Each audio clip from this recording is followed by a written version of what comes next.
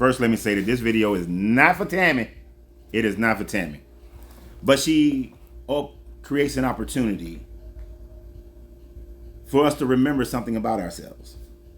Now, in her video, in her many comments, she's talking about how black people just need to forget about the past and we need to forget it, and that systemic racism doesn't exist.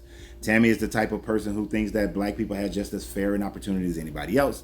But because we are still stuck on racism and what she would probably call reverse racism, that we just need to forget about it and move forward. And she says, move forward, buddy, and grow up. No wonder our prisons, and she says, is filled with black African Americans. Tammy unfortunately uses the statistic of saying population versus population in prison statistic instead of looking at population statistics in prison. If she looked at the population statistic in prison, she would recognize that 57.5% of the population, of the prison population in America, are white Americans, which means that white Americans commit more crimes than black Americans. White Americans are convicted of crimes than black Americans. White people are in prison more so than black people are in prison. And that for the most heinous crimes of murder and rape and pedophilia, white people lead the charge. But she will not look at this research. She will not understand that. She just goes off what she's been hearing and not recognize what is reality. But for my black people, what I want you to understand is that in the video that I talked about systemic racism of redlining, the systemic racism of college opportunity, of job opportunities, of keeping us out of civil service in the 1940s and 50s, and allowing others to gain those opportunities to build, keeping us from purchasing our homes and having those loans supported by the government, backed by those government-backed loans, that all those systemic racism things of destroying our towns that were prosperous. We had prosperous towns where we didn't need anybody else. That even though we had slavery and manifest destiny in the Americas, the lynching and all that in the Americas, our ancestors have continued to strive and fight and move forward. You say that I need to move forward.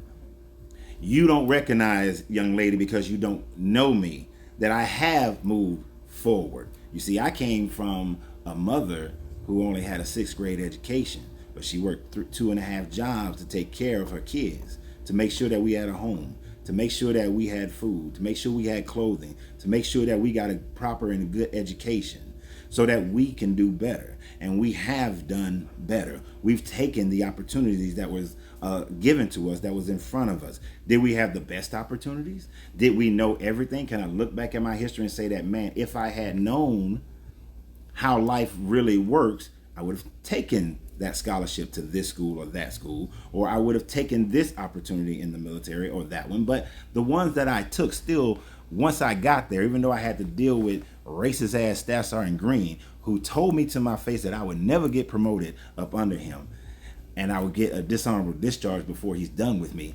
I didn't get a dishonorable discharge. I got an honorable discharge. I got many accommodations. I got many meritorious mass, and I got promoted regardless of his efforts. You see, that's the story of black people that you don't understand, little Tammy, is that no matter the opposition that comes in front of us, we still fight and we still succeed. I am not sitting in someone else's business. I'm sitting in my business, my cigar lounge. I haven't had to work for somebody in 20 plus years because I used to have my gym until I sold it. And I've had my businesses for the majority of my life. And then when I did hit a bad streak, I went and got certified in IT and became a 6-figure earning IT guy within 2 years. So moving forward, little girl, you don't even understand. You just talking out the side of your mouth. You just want to sit up there and say that you need to move forward and you need to just understand that God, because she wrote a bunch of bullshit, y'all, that Jesus has given us a gift, the gift of life. Who said it was a gift?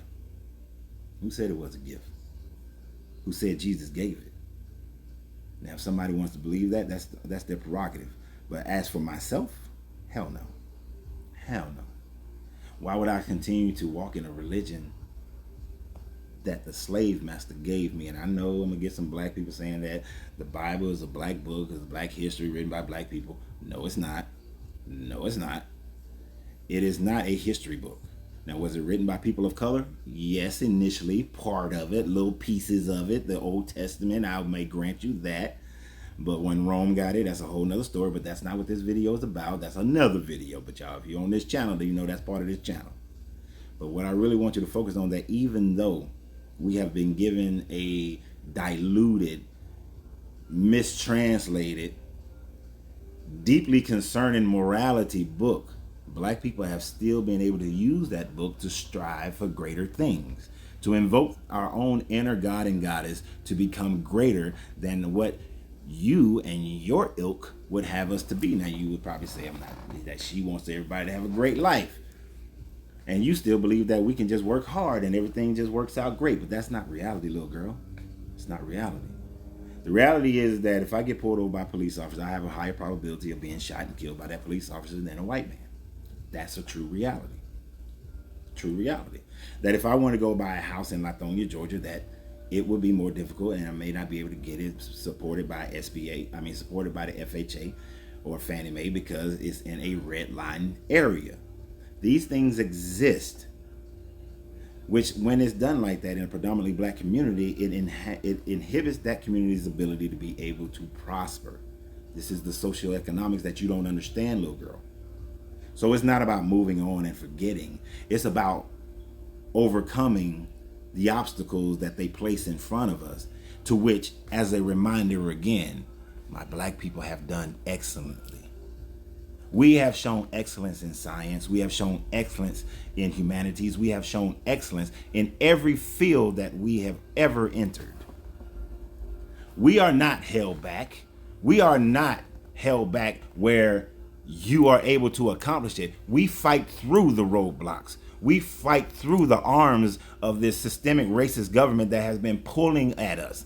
And as much as they pull is as much as we push. And we still fight through. We still figure our way. We still find success no matter what they have done. So don't get in your mind that we are sitting here like bums on the street, hoping and wishing and begging and praying and waiting for white people or anybody to drop manna from heaven. No, we want our justice. But in the meantime that we're fighting for our justice, we are moving ahead. We are moving further. Neighborhoods that we were not allowed into, we have taken over. Jobs and industries that we were not allowed into, we have been taking over. Even though they would talk about regentification, even those black people who don't truly understand it. You go into the West End area of Atlanta, yeah, you'll see some white people who are there regentrifying that community. But guess what? There are black people in there regentrifying that community as well. We are taking advantage of the lower price housing and buildings and then increasing the value of them and selling them back.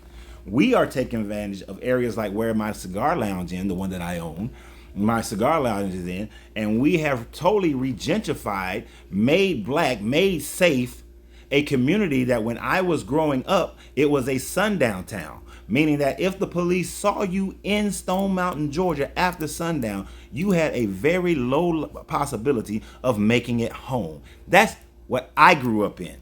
But what changed that is not the government. What changed that is the black people who said, no, you think you're going to make this sundown? We will move in. We will buy the houses. We will turn this community into a more diverse community so that there is no sundown. And if the police don't like it, we will change the police. So don't think that you have an upper hand. The biggest fear of the U.S. government is the rise of the black man and the black woman. The rise of the black family is the greatest fear that they have. No one willingly gives up their power. And when you see that black people are willing to come and take that power, when we're taking our place, it sends fear in them. They can't recognize that we can live in equity together. They only see it as one must dominate the other, and that's not how it has to be. We can live prosperously together. But those who are been in command and been in charge, they only see it as a fight. So if that's how you see it, I guess that's just how it's going to be. Now, like I said, black people, remember where you came from. Remember who your ancestors are. And then get busy fighting and keep prospering.